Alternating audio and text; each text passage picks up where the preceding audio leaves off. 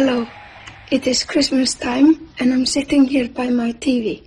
I've been watching it very much lately because I'm on a holiday and I've been seeing all those programs about all sorts of things. But now I'm curious. I've switched the TV off and now I want to see how it operates, how it can put me into all those weird situations. So, it's about time.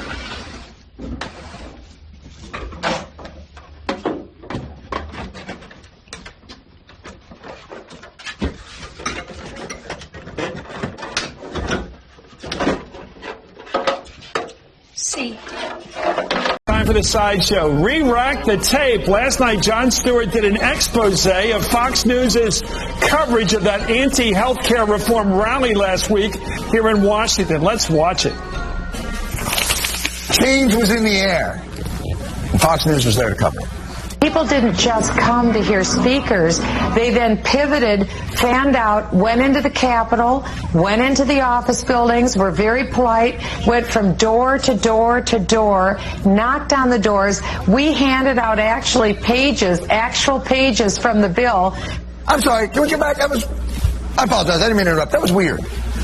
Because when that cut started, it was a clear fall day in Washington, D.C. Not a cloud in the sky, the leaves have changed. It's well attended but sparse. All of a sudden, the trees turn green again, and it's cloudy, and it looks like thousands and thousands of more people arrived. If I didn't know any better, I would think they just put two different days together and acted like they didn't. Where have I seen that last footage before? This is just a fraction. There are people meeting all across the country. This is just in Washington, D.C. Wow, that was actually from Glenn Beck's 9/12 rally 2 months ago, his much bigger 9/12 rally. It seems Sean Hannity used footage of a bigger crowd from a totally different event to make last week's GOP healthcare rally appear more heavily attended. It was a beautiful sight to see. Notice, and by the way, in the middle of the day on a Thursday. Yeah, or Saturday.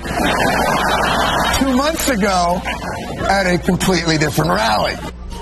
Jon Stewart, I salute you. So who decided to use 2-month-old file tape to bolster, even balloon the size of that Maryland Michelle Bachmann rally? Anyway, stay tuned.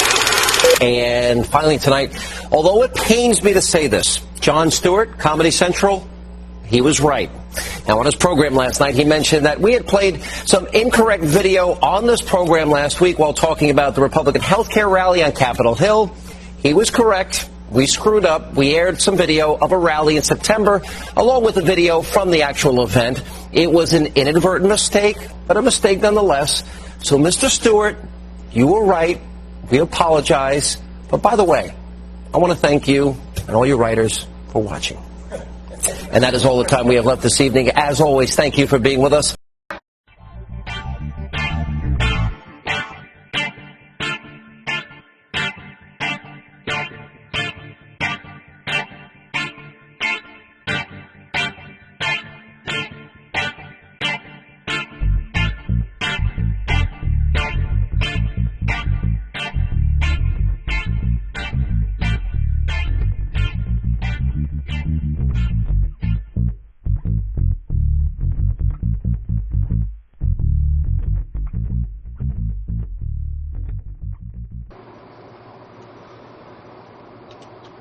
Al Jazeera has a pattern of playing propaganda over and over and over again.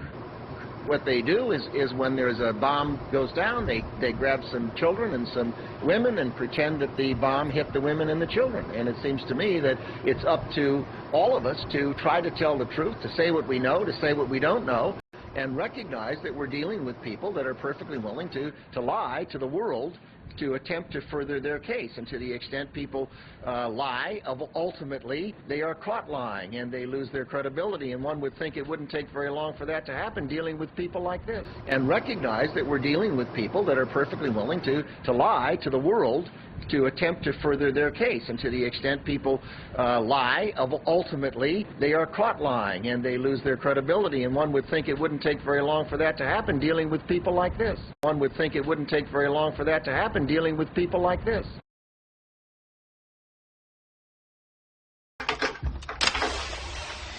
And this beautiful television has put me, like I said before, in all sorts of situations. I remember being very scared to it because an Icelandic poet told me that not like in cinemas where the thing that throws the picture from it just sends lights on the screen. But this is different. This is millions and millions of little screens who send light on you, some sort of electrical light, I'm not really sure, but because there's so many of them, and in fact you're watching very, very many frames when you're watching TV, your head is very busy all the time to calculate and put it all together into one picture, and then because you're so busy doing that, you don't watch very carefully what the program that you're watching is really about. So you become hypnotized. So all that's on TV, it just goes directly into your brain, and you stop judging if it's right or not. So you just swallow and swallow. When cops in South Carolina spotted this car swerving across the road late one night, they recognised what they thought were the familiar sights of the typically plastered motorist, and assumed this would be an open and shut case. The vehicle just swerved to the right, come to a sudden stop. Good Lord, man. Look at the marks you just left. They weren't for me. They talk about skid marks there, viewers. Skid marks. Anyway, the officer approaches for a quick chat. 45. Any reason why you slammed on the brakes? Pull off to the side of the road?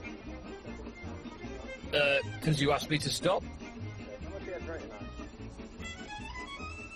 When the driver admits he has been drinking, it's time for the sobriety test. But things don't go as planned.